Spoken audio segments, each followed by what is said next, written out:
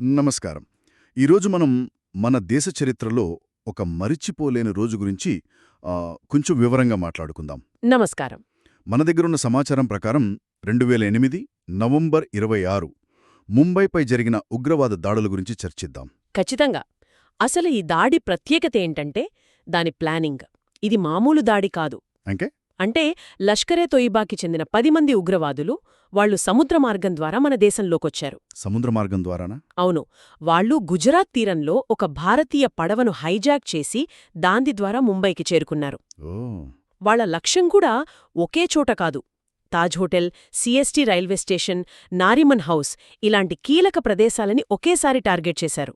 అంటే ఇదొక వ్యవస్థీకృత దాడి అన్నమాట. కేవలం కొన్ని గంటలు ముగిసిపోలేదు కదా? అస్సలు లేదు. అదే ఇక్కడ అత్యంత భయంకరమైన విషయం.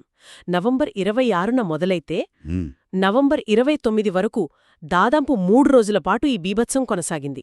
3 రోజులా? తలుచుకుంటేనే భయంగా ఉంది. ఈ దాడుల్లో ప్రాణనష్టం కూడా చాలా ఎక్కువగా జరిగింది కదా? అవును. సుమారు 166 మంది అమాయకులు వాళ్ల ప్రాణాలు కోల్పోయారు. వందల మంది గాయపడ్డారు. ఇంత పెద్ద దాడికి మన భద్రతా దళాల ప్రతిస్పందన ఎలా ఉంది?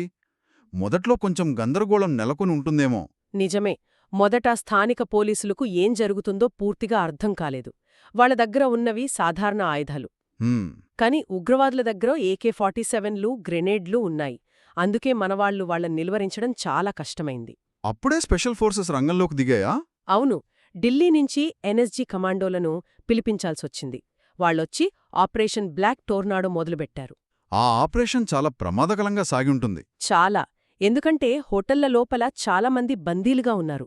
వాళ్లకి హాని కలుగకుండా ఉగ్రవాదులను ఏరివేయడం పెద్ద సవాలు. ఆ క్రమంలోనే 9 మంది ఉగ్రవాదులను మట్టుబెట్టారు.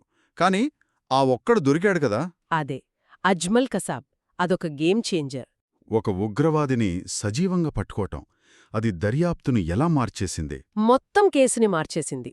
అతని దగ్గరనుంచి వచ్చిన సమాచారంతోనే ఈ దాడి వెనుక ఉన్న కుట్ర మొత్తం బయటపడింది. అంటే శిక్షణ ఎక్కడ జరిగింది, డబ్బు ఎక్కడ్నుంచి వచ్చింది, ఇలాంటివన్నీ అన్నీ. పాకిస్తాన్ పాత్ర ఏంటనేదానికి కసబ్ ఒక తిరుగులేని సాక్ష్యంగా మారాడు.